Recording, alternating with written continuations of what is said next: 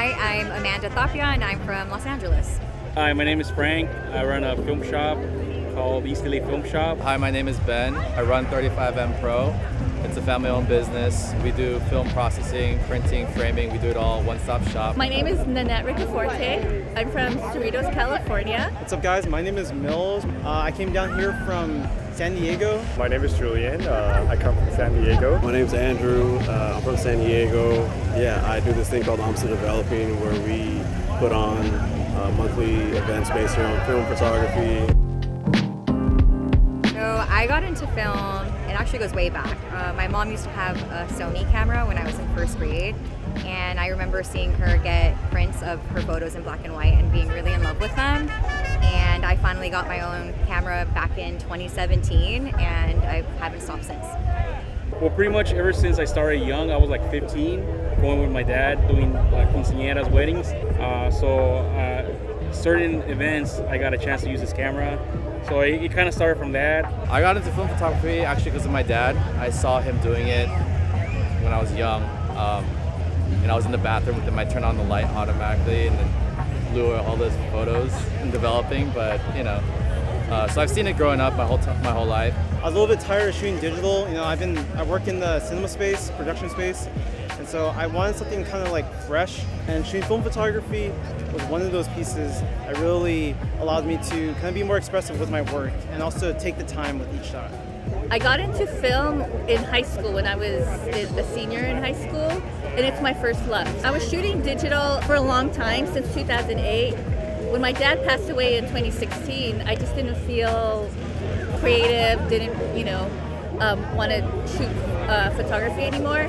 And then in 2016 of December, my boyfriend found his Pentax K1000, and it just revived my love. I think I wanted to start getting into film photography because it was something a little bit different than what I was used to. When I was younger, my uncle originally gave me his Nikon film camera, but I held on to that same film camera, and I use it a lot nowadays, so it's my workhorse. Once I get into anything, if I really love it, I'm gonna do it. I'm gonna commit. So during the pandemic, me and my friends started to collect cameras and just kind of go on the hunt, and that kind of led to us just like, oh, let's shoot some film. Let's learn everything about it, and it just kind of went from there. I think the novelty, I also think because film, there's a limit on film, right? We want what we can't have, and maybe that's enticing to some folks. But also, at least for me, I don't edit any of my film photos, and so I think there's something special to that. And with digital camera, which I also shoot digital, but you edit it, and so it has a different flavor, and so I think there's something special to film. I think film is popular just because people want to shoot something that their parents, grandparents shot back in the day. It's not like digital, you get instant satisfaction. For film, it takes a little bit longer, it's more thoughtful. I think there's a couple of different things. I think one, recently I think there was a lot of celebrities that made it famous. But also I think another thing that's been happening is there's been a kind of a switch towards people going against digital. So people want to go back to analog, people want to go back to something that's more real and tangible. I think primarily because of nostalgia, especially with my generation, Gen Z, are really into a lot of nostalgic, vintage stuff. Look at different music genres, look at vinyl as an example. But also I think it's a unique process that you can't really get too much with digital. You know what? I think a lot of people love the vintage feel of film photography. I'm sorry, it can't be replicated in Lightroom or Photoshop. There's people like that memory of it, and film just does that for people. There's that tangible feel and the memory and the emotion of it that you can't replicate in digital. There's a few reasons, I think. I think it's cool. People want what they can't have, so film is something retro. But on top of that, I think social media kind of glamorized shooting film a lot, so that's probably another reason why I came back. I would probably say the community aspect of it is that's what probably brings people into it. It's we just we love this thing, and we're all just support each other, and it's just been super cool to kind of see everyone just show up and have fun. Portra 400. I just love how skin looks. The texture, it's creamy, and it captures color very well. My favorite film stock will have to be, well, actually I have two. So it's going to be Portra 800 and Cinestill 800T. I love Kodak Ultramax. It's kind of like an underdog. A lot of people shoot with that. I think my favorite film stock is Portrait 800, just because I get a lot of reach. I don't really like the way Portrait 400 looks like. 800 allows me to get a lot more. So my favorite type is actually Kodak Ultramax.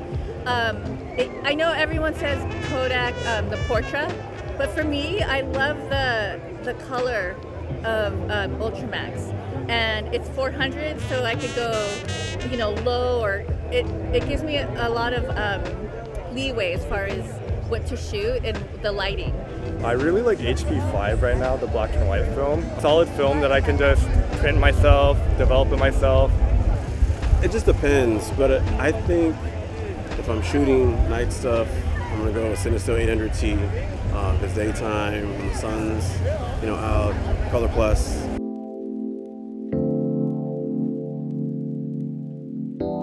I love doing environmental portraits, but I also like doing street photography. Whenever I travel abroad, which is at least once a year, I only shoot in film, only using Portra 400 too.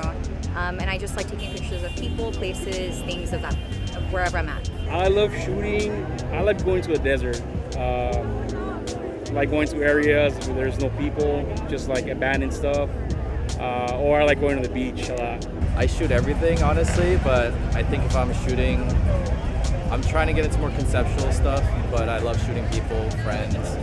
I like shooting a lot of landscapes, cityscapes, sometimes portraits, sometimes cars, kind of like everything, Portraits. I love people. So I preferably candid, but sometimes I do, portraits that are posed. But yeah, I love shooting people. I kind of like journalistic and like documentary style of like photography. So people, places, like situations, events, like nothing political, but just capturing life and trying to create like timeless moments in life, So that's what I like right now. I like portraits. Portraits is always fun, and then night photography is always cool too. Just because it's a different perspective of when the light goes down. That's really hard to answer, but I think probably a photo I took of a building in Porto, Portugal last summer for my birthday trip. It was giving Wes Anderson. I'd say my favorite photo would probably be, all the photos of my kids, or as a family with my wife. Those have to be my favorite photos. I've taken some photos of cars recently, interior shots. I was shooting the NC 500 film, and it kind of made everything kind of more muted, which is beautiful, and like a lot of glow and highlights and stuff. So. One of my favorite photos is definitely, it was in an area called Loma here in San Diego. And basically over there was a car that was like parked right there, Ford Thunderbird, I believe, to be precise. And it was perfectly framed. So in the background, you can see, say, downtown San Diego. And that's one of my favorite shots I've taken. I have so many, but you know what? My favorite ones are of my grandkids, actually.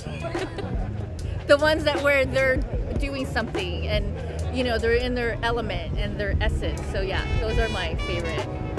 I do have a couple of film photos from Japan that I really liked. I shot it on HP5 with my Mamiya 645. It was just like a timeless photo. You can't really tell like what era it is, I think. It's this portrait I took of my grandma. She was over the house at one point, was visiting, and I was like, Grandma, I want to shoot this photo of you. Just come out to the porch, and the light was perfect, and yeah, I took a photo of her, and yeah, it's my favorite photo I've ever taken. Like an iPhone is just as good as any other camera, really. Like you take a little digicam and an iPhone's much better quality, but you can just shoot away. So you don't get that pull anymore. But if you're shooting on film, you're like, I only got 10 shots. And I'm already paying $12-15 for a roll. It's like 10 shots. It's like $1 a shot. It's like becomes ridiculous at that point. But then you start to be like, wait, I want to start thinking about the shot that I want to take. And I think that changes your perspective and value of things too. And I think people want something more tangible, more real. Yeah. Yeah, because digital, it's like, the other thing to why I'm trying to get into, I'm doing my own gallery too, is because I feel like when people put so much work into their digital or the photography work, and they post it all on Instagram, like how long does it take for you to look at it? 2 seconds, you're like, oh cool, like gone. Like no one's sitting there being like, oh, like, look at those highlights, blah, blah, blah, and they're zooming it. No one's doing that. Like no one's got time. They're just like looking at it. So I'm like, that's why I've been trying to like figure out a galleries thing to like make people be like, stay, look at it, you're forced to look at it. Yeah. You know, take the time, you know, because people put the effort into it.